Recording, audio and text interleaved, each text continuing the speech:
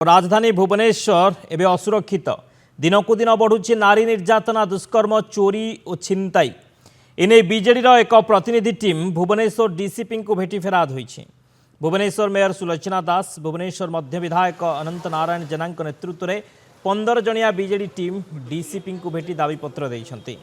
Team रे corporator रंजुलता राय, आसिया बेगम, अलियाली मलिक, पुष्पांजलि सेठी, कविता स्वाई, Bharat Kumar Lenka, Sasmita Mahanti, BJD महिला नेत्री सुमित्रा जेना, गीता बस्तिया, संयुक्ता महांती, सस्मिता नंद, प्रभासिनी षडंगी प्रमुख उपस्थित थिले।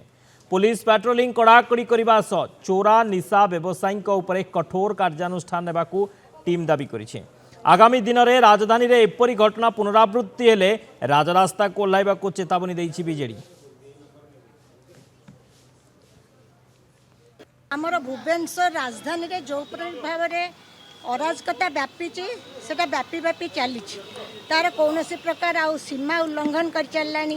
प्रतिदिन खबर कागज उल्टेले सबुदिन रे आमर जो 3 दिन तले जो बाहरी शहीद नगर जो घटना घटी ये डीसीपी ऑफिस टू मात्र 400 मीटर खंड दूर से घटना घटी जोटा कि अत्यंत लज्जाजनक घटना। एमती घटना प्रतिदिन घटी चलती तापरे भी सरकार कौन प्रकार निघा नहीं। प्रतिदिन जब एपरी घटना घटव ताहले विजु जनता दलर महिला संगठन हो विजु जनता दलर समस्त संगठन आमे आहुरी भाव में व्यापक भाव में आमर आंदोलन जारी रखिबू। एतिरे आ कौन प्रकार विजु जनता दल तरफ आज आमर गोटे टीम डीसीपी को आज भेटी एक मेमोरेंडम देचु जो थे भुवनेश्वर किभली भाव में असुरक्षित हो पड़ुचे से विषय में आलोचना कलु। विशेषकर महिलाटे हो झीटे हो सी आज सुरक्षित नहांती खोद राजधानी रे।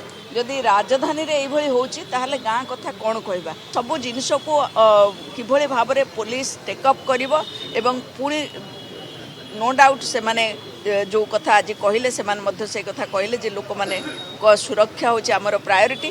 ए कथा को किभली भाव में इम्प्लीमेंट करा जिवो से कथा देखिया पई हमें आज अनुरोध करिक आसी। जगह मध्य चोरा बार मध्य चली जो जगह होची एवं एभलिया भाव में आउ जो माने मॉर्निंग वॉक करछंती ए जो छिनताण वाला से माने मध्य मातीगणी भोर लोक मैंने मॉर्निंग वॉक गला से भिड़ा एवं चोरी टस्कर ये वृद्धि घटी जाइए।